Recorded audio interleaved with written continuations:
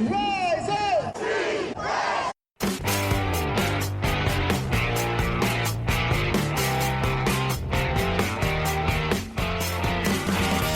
This is the Rise Up See Red podcast, all about the Arizona Cardinals and the NFL, featuring insider and outsider perspectives. Enjoy the best hour of Cardinals talk on the web. Now here are your hosts, Jess Root and Seth Cox.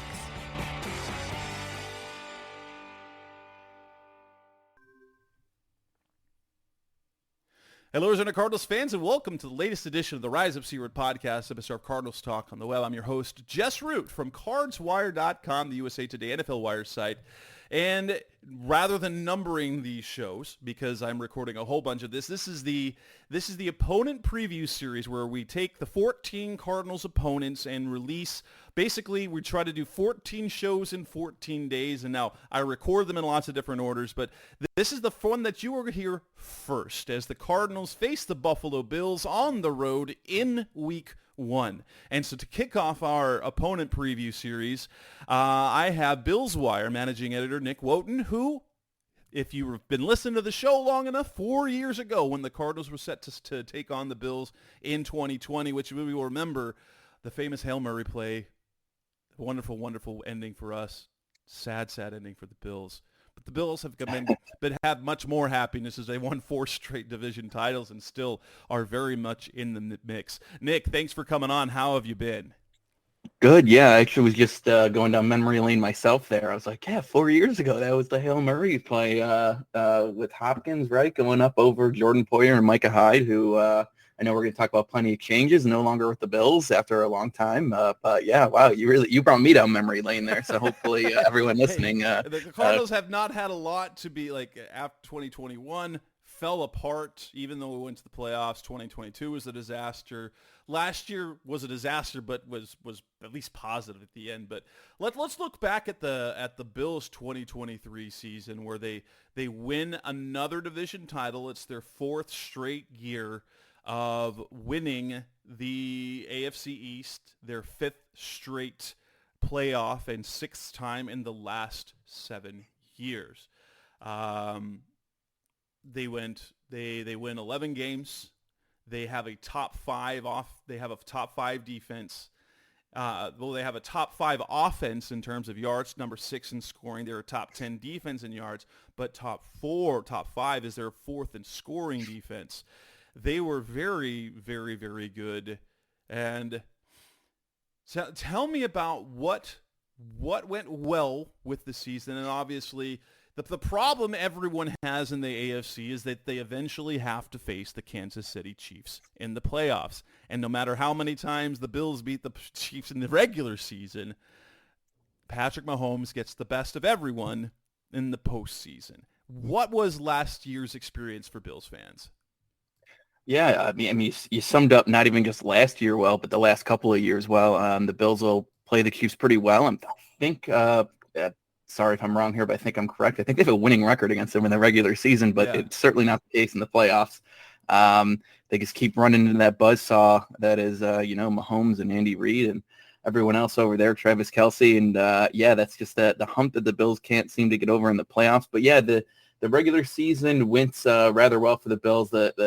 The big thing going forward now is just all the changes because the defense has been sneaky good, as you kind of were referencing there, Jess. The defense has been sneaky good because, it's the NFL in the modern era now. The offense takes all the headlines and the game is almost set up for them to thrive. But even without Von Miller, I mean, they haven't really had the best pass rush defensively, but that secondary was really good last year once again. And it just there's so many changes, and even in terms of the offense taking the headlines, Josh Allen has played extremely well in most cases. Still would like to see less turnovers from the guy, but with all the big plays he makes, you kind of take those. You take one with the other because he's going to do something amazing at some point, and honestly, potentially in the same game, same quarter even, then he's going to do something amazing and do something kind of boneheaded, if you will. But under the radar defense that hopefully can continue And the offense was particularly interesting last season because, of course, we're going to get to all the changes and especially Stephon Diggs, again, with the offense taking all the headlines. But, he really was, I don't want to say a non-factor, but in the second half of last season, it was really not the Stephon Diggs show for the Bills. He had an underwhelming second half of the season. And that's when they let James cook, as Josh Allen likes to say. Although I will say this, that offense was primarily Josh Allen, was it not? I mean, 29 touchdown passes and 15 rushing touchdowns. So he accounts himself for 43 touchdowns on the season, 44 touchdowns. And yes, he had the 18 interceptions, but when you're getting 44 total touchdowns, that's something that that's more than 2-to-1 touchdown to interception ratio. I know it's not just passing, but combined touchdowns. But you can't discount the legs as well. How good was Josh Allen last year? Oh, he's turned into easily top 3, top 2. I mean, Mahomes, you can't take anything away from him. The guy, the record and Super Bowls speak for themselves. But, I mean, Allen really just puts the team on his back. And the word Justin DeLauro, one of my writers, likes to throw out there is hero ball. That's the only thing that really gets Allen in trouble. Other than that, I mean, the guy running the ball, I would not want to try to tackle Josh Allen ever in any case. It's it might be Derrick Henry 1 and then Josh Allen number 2. Guys, I would not want to tackle ever in the NFL. Not to take anything away from any other guys. I'm too old now and I'm not tackling anybody. But he is he's excellent. Really, his throwing has come throughout the years a lot better. I mean, he was a messy thrower of the ball in this first season. They made the playoffs, as you kind of referenced, as a wild card against the Texans, ended up losing. But even since then, I mean, he's come leaps and bounds as a thrower in the NFL. And you combine that with his ability to run the ball, that 44 total touchdowns, and that's really the number you have to look at with Allen is the total touchdowns.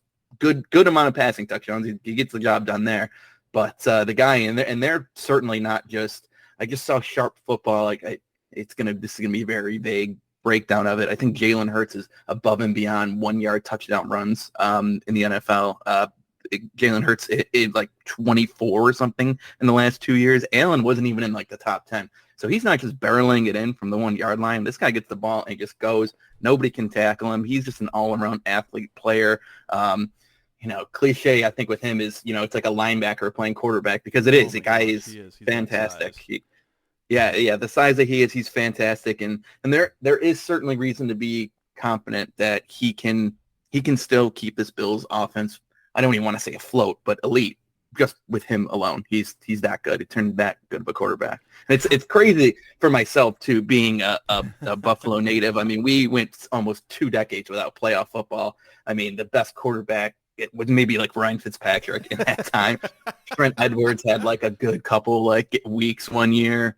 Just now I'm pulling names out of my butt that are just guys you didn't even hear of. Are you old enough? I will say this. Are you old enough to remember the 90s Bills teams, that the 4 Super Bowls in the row? I'm turning 34 soon, so I don't have a vivid memory of it. My first sporting memory. You were a baby. That is. Yeah.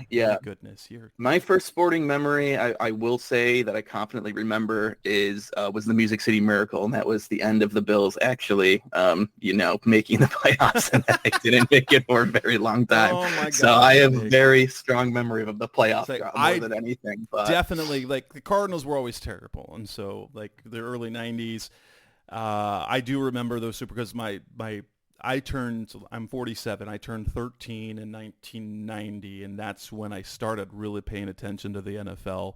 And so that Bills run, those were my teenage years when they were just amazing.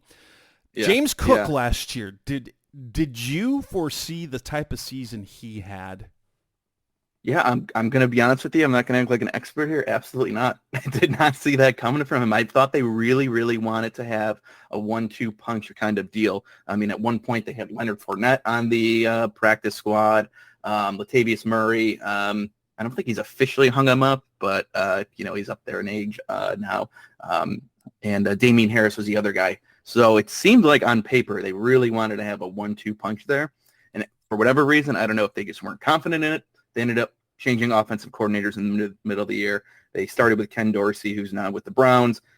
Joe Brady got the full-time job after he took over. And I think Joe Brady, that is, more likes the smaller, quicker pass-catching back, because Ty Johnson, who had like a good 2 games with the Jets before the Bills last season, he was kind of their change-of-pace guy. And, I thought, all that said, I thought it was going to be a 1-2 punch kind of thing going into the year. That proved me wrong, for sure. Right. Over 1,100 yards rushing, and then another 444 catches for 445 yards receiving, 6 total touchdowns, over 1,500 yards from scrimmage. And then you add on top of that, you got Stephon Diggs over 1,100 yards. Gabriel Davis has over 700. You guys had a lot of production from a lot of guys. Obviously, the big numbers were Josh Allen. The big numbers were James Cook, Stephon Diggs. But when you're getting over 700 yards from Gabe Davis, you're getting over 600 yards from 2 other guys in Khalil Shakir and Dalton Kincaid. Was there any disappointment in what they did offensively last year? He's a little bit before the second half of the season. Stephon Diggs really dropped off a cliff almost. He was good, his good normal self, and it might coincide with the change in offensive coordinator from Ken Dorsey to Joe Brady, as I mentioned. It might coincide with that, but Diggs really, really dropped off. It's still good numbers, but I mean, before he was just couldn't stop him. It turned out you could stop him. And you mentioned Gabe Davis.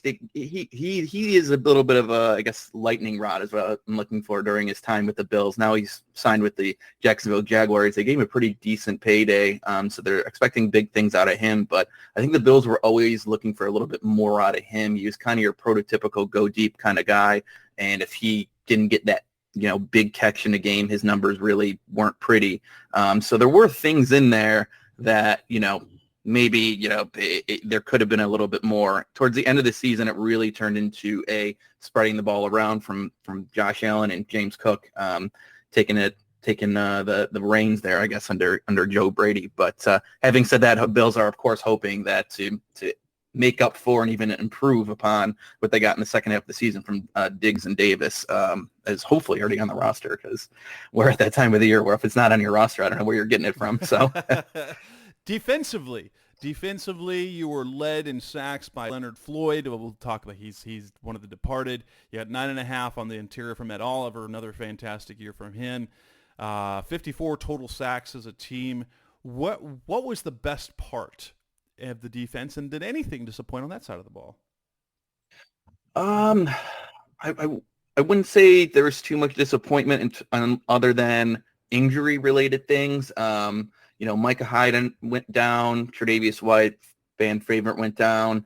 And then Von Miller would really be the big one. I mean, the Bills are spending a lot of their salary cap and a lot of their money on Von Miller, and he recorded 0 sacks, unfortunately. But he did come back from a serious knee injury. But there were some solid surprises. Last season was, you mentioned Ed Oliver, interior guy. They drafted him to, I think everyone, takes the low-hanging fruit of, hey, this is a defensive tackle who's not your big, nose tackle, so hopefully he can be Aaron Donald. And, not everyone's Aaron Donald, but they used a high pick on, nobody is really, but they used a high pick on Ed Oliver, top 10 if I'm not mistaken, 8 or 9 it was. But he's really turned. Last year for him ended up being that 2 years ago, okay, we got something here. And then last year was, okay, yeah, this guy's good. He backed it up in that kind of second big season that he had. With Leonard Floyd gone, Bills are probably looking now towards Greg Rousseau to hopefully, add a little bit more. The really huge surprise for the Bills was, and also injury, I'll tie everything in here, Matt Milano ended up going down. Guy's one of the best linebackers probably in the league, that new age kind of smaller guy who can go around, do a little bit of everything. You can see in his game, he was a former safety at one point at Boston College, and he can really take the ball away. And then Terrell Bernard, the Bills lost Tremaine Edmonds to the Bears. He signed a huge contract in free agency last offseason. Terrell Bernard was nowhere to be found on the Bills after they took him out of Baylor, I think. Special teamer mostly. Not only that, the 3 preseason games last year, he did not play a single snap in the preseason. then they finally, you know how it goes. They press the coach on, okay, who's starting, and they don't say anything until right before opening day. I mean, Terrell Bernardo is kind of surprising. Then he turned out to be 143 tackles, 6.5 sacks, 5 pass breakups, 3 picks. What? Yeah. It was like, okay, well, this guy was on the roster the whole time. I guess they had something there. So yeah, their defense was definitely just overall more positive than negative. But the injuries are really the big negative that you wish, a couple of these guys stay healthier. It might have turned out a little bit better for them, but we've said that a few times, and we also mentioned the Chiefs. So kind of hard to. All you can do is hope at this point, kind of. Yeah. Coming up next on the Rise of Seared podcast, best our Cardinals talk on the web. Let's move on and look at the offseason. The Bills, they've got some changes. That's coming up next on Rise of Seared. We're back on the Rise of Seared podcast, best our Cardinals talk on the web. Free agency and the draft. So they lose Gabe Davis. They lose Leonard Floyd. They lose Tyrell Dodson, who goes to the Seahawks. Floyd goes to the 49ers. They cut some of their guys in the secondary. Tre'Davious White's not there anymore. Who are all your impact losses? Obviously, Stephon Diggs was traded to the Texans. I will say this. Do you feel that they got the lifespan that they could have gotten out of Stephon Diggs? Because what happened in Minnesota ended up happening in Buffalo, and now he is like your traditional stereotypical receiver when it comes to production and money. Yeah. He's going to be even though I not taking anything away from him in the second half of the season. I mean, the Bills more than got their money for him in terms of giving up, first round pick for him. They traded, and that pick ended up being Justin Jefferson too. So that comparison was always made, but the Bills got their money's worth, I think, in that deal. The almost biggest impact of losing, I don't want to say biggest impact of losing him just on the field, but off the field, he has a massive dead cap hit. So that was the really more surprising part, almost locally from covering the team. His dead cap hit is massive. I want to say upwards of like 19 million or something like that. It really was one of those things where it's like, okay, they can't get rid of him until next season, so he's not going anywhere. And then he did go somewhere. That was super surprising. And I mean, his clear impact, because even if he on the field, I mean, his clear impact isn't just his production. It's, okay, you got to plan for that guy no matter what. Now they don't have that really. So they definitely got to make up for that.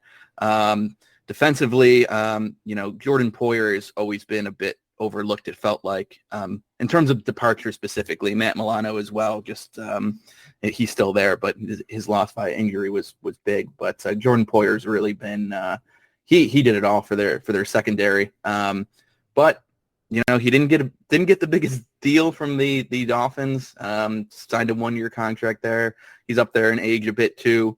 Him and Micah Hyde were a duo for the Bills since 2017 when Sean McDermott was hired. And I remember when both those guys got signed, it was kind of like, who are these guys? And they turned into one of the best safety tandems in the league. So I would say if you want one from offense, I think the obvious one is Stephon Diggs. But Jordan Poyer, I mean, he would come up to the line of scrimmage and play great, takeaways. And then on top of that, once the injuries came about, Tre'Davious White goes down, Micah Hyde goes down. I mean, he was really that veteran presence out there that now they certainly do not have now in the secondary.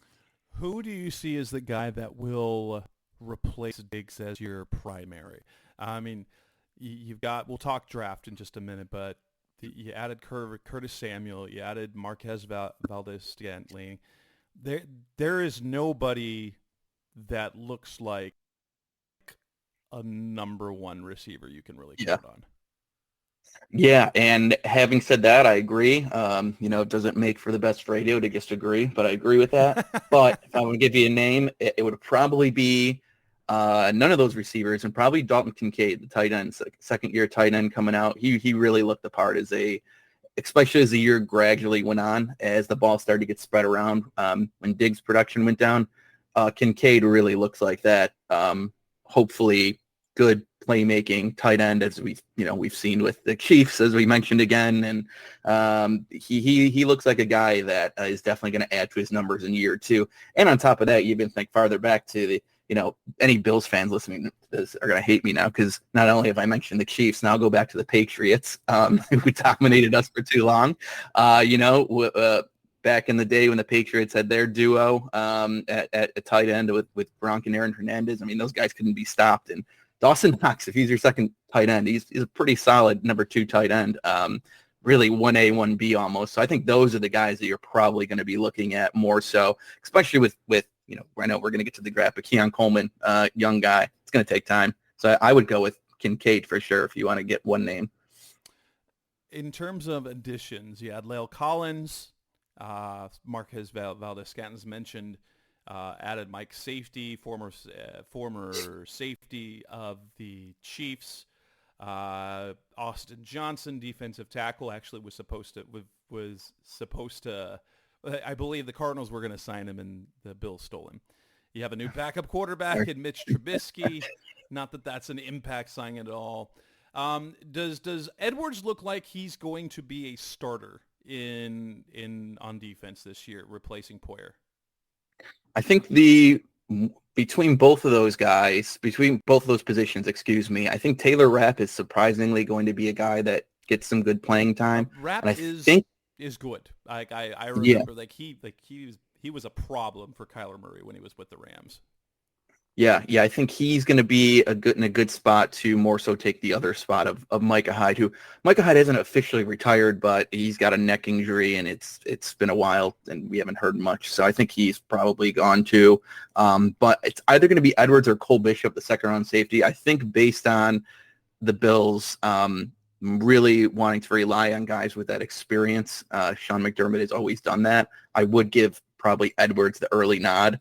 And I wouldn't be surprised if we see maybe some 3 safety looks because they love their versatile players. That one of their best defenders, another guy I haven't even mentioned under the radar, Taron Johnson. He's their nickel defender. The Bills really only play with 2 linebackers most of the time because Taron Johnson can do everything out of the slot. So they like to get those extra defensive backs out there. And I could see really all 3 of them. But yeah, I think on paper early, obviously we got to wait for training camp and whatnot in the preseason. But I would go with probably Edwards, and I will give the Bills one thing. As much as I like to take a little sarcastic knock at once in a while, as any Bills fans listening know I like to do, they do make these players earn it. They're not going to hand anything to Keon Coleman. They're not going to hand anything to Cole Bishop. They make them earn it. So it's I think it would be Edwards based on his veteran experience and having won in the past. The Bills love those things too. And then who are you hoping emerges? You mentioned Greg Rousseau. Do you think he's going to emerge and be able to produce near the level of what what's his name, Leonard Floyd did last year? I think that there's a realistic chance of that. Yeah, he flashed early and then kind of slowed down. So he kind of just has to keep the consistency going, and that's the thing for him. And Greg Rousseau and AJ Epinesa too. Those are 2 guys who Epinesa was their top pick, I think the year prior, but his second round. Maybe that was the Diggs pick they traded away or whatnot. Anyways, but I think Rousseau would probably be my pick, especially because offensively, you got a lot of new additions. I am eager to see what Curtis Samuel does because he hasn't really had the, I guess, best track record of quarterbacks. Certainly not like Josh Allen in his career, I don't think. But I would say Rousseau probably. They're going to, I think, need to lean on him a bit more. And they do have that talent along the defensive line. And another under the radar name veteran is Quan Jones playing next to Ed Oliver. He's kind of that space eater guy. So he went down for a while last year. So maybe that affected Rousseau. And I think that defensive line, hopefully on paper, has some enough talent there to help Rousseau out and have him emerge because it would be perfect time because I just picked up his 5th-year option. So in the draft, you've already mentioned Keon Coleman, Florida State, incredibly athletic. I think he's faster than his 40-time shows. The guy was recruited to play basketball at Michigan State, which is a fantastic D1 program. Coleman reminds, in some ways, he's a more athletic version, especially the way he plays. And part of it is just the way that he played at Florida State. But I see Anquan Bolden type potential Okay. in him. I know Former Bills, your Bills legend, if you recall, for about a week. Yeah. But But how good do you think Coleman can be? Is there any concern with his the route tree that he used this college? I think that was the one thing in leading up to the draft that kind of turned me away, or that was said about him that kind of turned me away, is that he did not have the variety of route tree as some of the other receivers coming into the draft. Yeah, I would second that too. But the Bills, I think, have their roster kind of set up in a way where, as a rookie, he can, I don't want to say take his time learning that, but take his time learning that a bit more, because even though it's not, as you mentioned, the most threatening names on paper, like I said, I'm eager to see Curtis Samuel and see what he can do. But, he has experience. Valdez-Scantling has experience. If these, in case Claypool is there too, and believe it or not, Bills are just seeing if one of these guys can come out. Stuff at the wall. Let's go. Yeah, somebody. They really are right now. Yeah. So they got a couple of veteran guys who can do a thing or two. I think Khalil Shakir is a guy too that a lot of people are looking forward to seeing what he can do as well, because I believe that this one is correct too. He's the only guy on the Bills roster who's caught a regular season pass from Josh Allen in terms of receivers. Obviously Kincaid and Knox, but he might be leaned on a bit too. They got a lot of guys who can kind of play in the middle and outside, and I think if Coleman can at least make sure he masters his, like you said, that athletic ability is freaky with him. When you're playing for Tom Izzo at Michigan State while also playing basketball, like you're doing something right in the gym, and athletics. Yes. So I think if he can at least rely on that a little bit as a rookie while he's learning things, I think it can come along. But my expectations as a rookie aren't super high, because I think you can see it so often in the NFL where it's rare that these guys come out in their first year, especially receivers, and are amazing. Does it happen? Yeah, of course. But I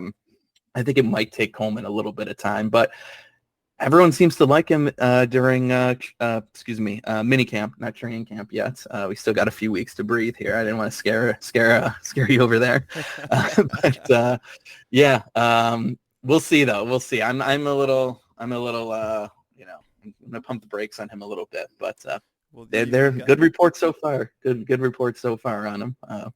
Keon Coleman, Cole Bishop. You've mentioned both of them. Those are their two picks in the second round. Dwayne Carter, defensive tackle out of Duke. Ray Davis, Kentucky running back. Ray Davis underrated in my opinion. I think he can be productive. Cedric Van Pran, lineman out of Georgia. Eduafon Olufosio, I think I said that. Ulo out of Washington in the fifth round. Javon Sullivan, Troy, defensive end. Tylen Grable, offensive lineman, Central Florida. Daquan Hardy, cornerback out of Penn State. And then Travis Clayton. Those guys from round 3 and on, do any of those figure to have any sort of role this year? I would definitely say Ray Davis, the running back. The Bills just don't have that. I think they're gonna ride Cook, let Cook cook. But you need a change of pace back. You need a short yardage guy. And I think maybe his numbers might not pop off, but I think that's probably where he'll thrive, is making an impact there. And Davis Carter can do anything. Like he is well versed in all facets of the game: pass blocking, pass catching. He can do all of it. That's one of the things that was really nice about coming out of college. Exactly. I think he'll get good opportunities in that area. And they do. Ty Johnson, I mentioned him before. Joe Brady really likes the guy, so he's very interesting whenever I think of the running back room. But, they, as you know, I don't have to tell you that investment of a draft pick always weighs on a player. So I think Ray Davis is definitely going to be a guy there. And you could see from Carter too, because the Bills, which is not going to be a surprise, other than Ed Oliver, he probably plays around 75 to 80% of the snaps, but he doesn't even go 100%. They even love rotating their defensive linemen. He'll get out there a bit. But yeah, the easy pick here is Davis, the running back. He'll definitely, because the depth just really isn't there too. They've tried to get guys in there, but I already mentioned Damian Harris, Leonard Fournette, Latavius Murray. They're trying to get another guy in there with James Cook, and they really want one, so he has an opportunity for sure. Coming up next on the Rise Up Series podcast, Best of Cardinals Talk on the Web. Let's now look ahead to the 2024 season. What are hopes, expectations? What do they see from the Cardinals, the game against the Cardinals? That's coming up next on Rise Up Red. We're back on the Rise Up Series podcast, Best of Cardinals Talk on the Web, talking to Nick Wojton from Bills Wire. The Cardinals and Bills open the season in Week 1 in Buffalo in Orchard Park there at Highmark Stadium. But what are expectations for this team in 2024? The AFC East, challenging. They've won the last 4 years, but the Dolphins are up and coming. There's a little bit of hope in New England. What will be reasonable expectations out of this team this season? I would say with all the changes, reasonably, I think playoffs again should be the reasonable expectation. 4 straight years of AFC titles was huge. They could definitely do it, but last year they didn't win it until the last game of the season because they played the Dolphins in Week 18. I almost said Week 17, but in that final game, it came down to that. So it's close. It is close. The gap is getting closed. And then on top of all that, too, Aaron Rodgers is, I guess he's going to show up eventually to the Jets, right? At some point, he should be there. It's a super wild card there because if Rodgers is healthy, if Mike Williams stays healthy, if Tyron Smith stays healthy, they could be a really good team. And you might be looking at 3 legitimate playoff push teams, and then the Patriots. Yeah. And then the Patriots who were. Yeah, and the only year that the Bills under Sean McDermott haven't made the playoffs, I think they started 3 or 4 quarterbacks, which is just crazy. I think it was maybe Allen's second year or something, first year. Everyone kept getting hurt, and when that happens, when you get down to your third quarterback, the backup. I'm not even super confident in Mitch Trubisky coming in at any point this year. But either, if he can get you through a game, start a game, but no, like the drop off is too steep from a guy like Josh Allen to any other quarterback. It's of course, especially in an offense where so much of the offensive success is on Josh Allen's shoulders. Yeah, and all the changes, like you don't have this veteran receiver anymore to lean on. You don't have a lot. James Cook, that's pretty much it. That's the only other guy I'd probably have confidence right now leaning on. But I think reasonable because the Bills have done so well cracking the playoffs under McDermott in most of these years. If you got Josh Allen, that's reasonable. And, even Brady and the Patriots didn't win the AFC East every year. So when we're throwing the word reasonable out there, I would say this should definitely be a playoff team. Do you think that this team has enough, like as a ceiling, to get to and win the Super Bowl? I would say they got to be at least a year away because even next offseason, they're gonna. I mean, we've talked about the receiver depth chart enough. That alone, I think they just need guys a little bit more seasoning. It would be shot. I think the one way that they could is if they were just astronomically healthy somehow. This is the NFL though, so that rarely happens. Guys are going to get hurt. So unless that happens, I would not put many, if any, of my eggs in that basket for 2024. But you never know. You never know. Josh Allen is very good, but the Chiefs, the Bengals, Burrow should be back. We got some guys in the AFC here who are in. Lamar Jackson. I'm disappointing myself even more here. Now you got me doubting myself. I said no to start. Now I'm even less confident since they started talking. And they have a tough early schedule. Obviously they start the Cardinals at home. That's probably the easiest one of that. Then the next 4 out of the next 5 are on the road, and those road games are Miami, Baltimore, Houston, and the Jets. All expect to be their expectations to be in the playoffs. And then you play the Jacksonville Jaguars at home, a team that, they want. Beat the Bills last year. Yeah, and so that's going to be worst case scenario. How do you see this season? What would be a worst case scenario? Not we're talking major injury, but that's just disappointment. What do you think the floor for this team is in terms of just disappointment? Yeah, I think not making the playoffs would be a big disappointment. More so towards the front office because they rightfully so have gotten their praises, going after Allen. They moved up for him in the draft once upon a time. They've made a lot of correct decisions, but the floor, I think reasonably, just with those teams that you named right there, it's a tough schedule. They got to get some wins early. I don't think you can really rely on, because they did it last year too. That they were 6-6 before they run their final 5 games of the year, and that's like, you don't want to have to do that because you don't want to have to do that, and to do that in the NFL 2 years in a row. It's hard enough to beat when you sweep your divisional games, right, every single year. So to do something like that every single year, I think they gotta stay afloat after that 5, 6, 7 game point of the season, because there's a lot of challenging rosters that they got to face with a roster that's kind of unknown.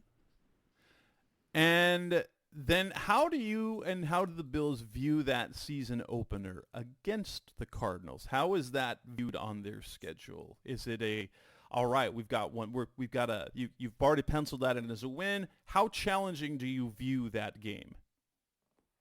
Yeah, I always, when I do my game-by-game predictions, the posts that we do, there's always a game or two that I throw in there that's, maybe they should have win, that they lose. But I think the Bills should win this game. I think that's how that's viewed. Not, it's the first game this season.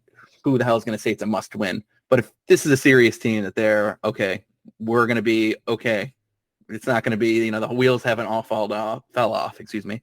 You got to win that game. I think you got it, not a must win, but should win that game if you're serious, because right after that, as you said, it's like, all right, buckle up. Let's see what happens.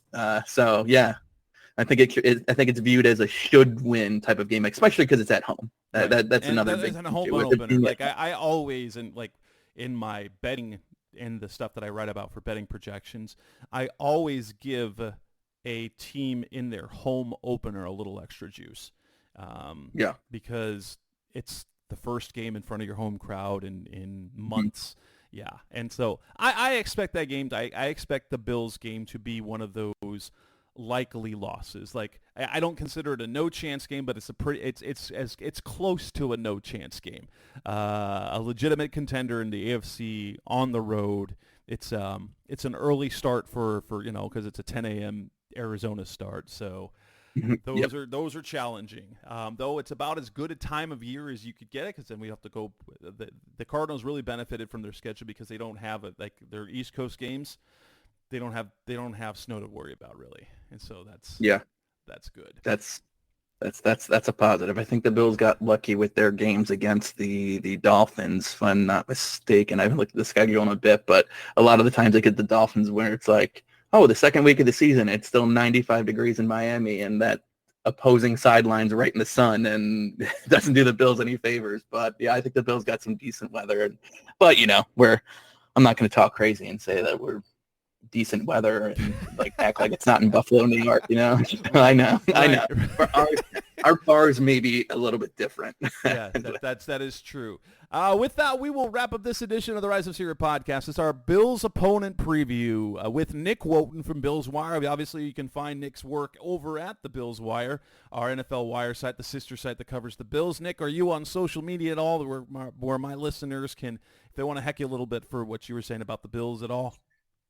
Yeah, it's Twitter or X or whatnot on pretty much everything. I'm Nick_Wojton, WOJTON, and also I get the Bills Wire, so give us a yell at the Bills Wire too on your socials as well.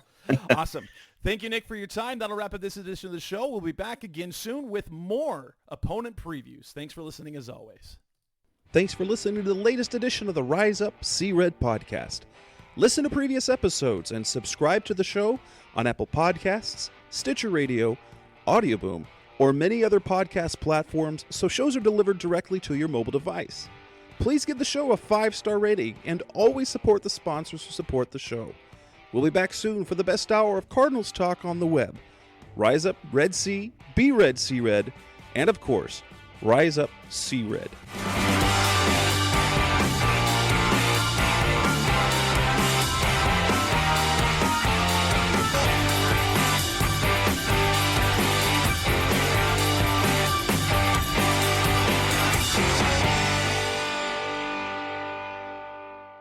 Roll!